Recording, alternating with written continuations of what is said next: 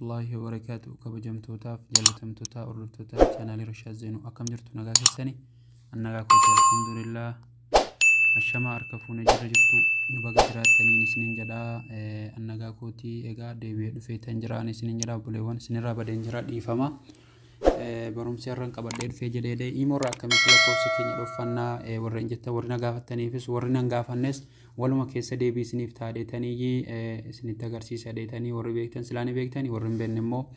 irraa fayyadamaan isiniin jedhaa utuu gara barumsa kiyyaatti hin dabarfatiin warri yeroo jalqabaatiif gara YouTube channelii kootii dhuftan welcome baga nagaan dhuftanii isiniin jedhaa egaa baga nagaan dhuftanii welcome isiniin jedhaa warri yeroo jalqabaatiif gara YouTube channelii kootii dhuftanii YouTube kiyya seenaatii daawwadhaa subscribe like na godhana jajjabeessaan isiniin jedhaa maqaan YouTube kootiis kun akkuma asirratti arguu jirtan Rashaad Zeenuu ka jedhu kana dhaan isiniin jedhaa kun akkuma sitti arguu jirtanii kuni channel kootiin isiniin jedhaa kan Rashaad Zeenuu jedhu kana seenaatii irra keessoo kanatti searchii godhaatii yoo itti barreessitanii jettanillee dhufee isinii bahuu danda'a jechuudha asumaan iyyuu dhaamsa kootiin isiniin jedhaa warri hamma durammoo maatiinaaf taatanii jirtan hedduu galatooma laayikinaa godhana jajjabeessaan isiniin jedhaa egaa barumsi kiyya irraa iimoorraa akkamitti lakkoofsa dhossinaa waan jedhudha kallattumaan iimoo keessa gallaa jechuudha yeroo iimoo keessa akkanatti seenee jedheedhe iimoorra yeroo galtanii jettanuu jalqaba irratti bakka kana tuqxanii jechuudha kunoo bakka kana bakka ida'u kana yookaan siitingiidhaan seennaa asirra yeroo seennee jenneenne moorii bakka jedhu kana rukunnaa jechuudha yeroo bakka moorii jedhu kana rukunnee jenneenne akkanatti fidee nuu baasaa jechuudha kana keessa siiting bakka jedhu kana rukuttanii jechuudha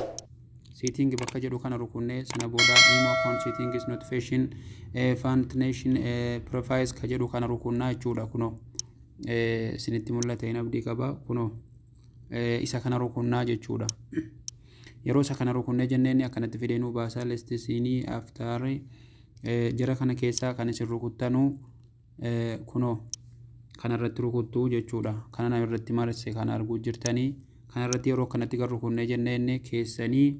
everyone kana irra jira everyone dhiiftanii my contacts dhiiftanii nobody irra godhattu jechuudha kunoo akkuma kana irra godhadhee jiru nobody irra godhattanii isin biratti yoo mul'ate jedheedes nama sana biratti mul'achuu hin danda'u jechuudha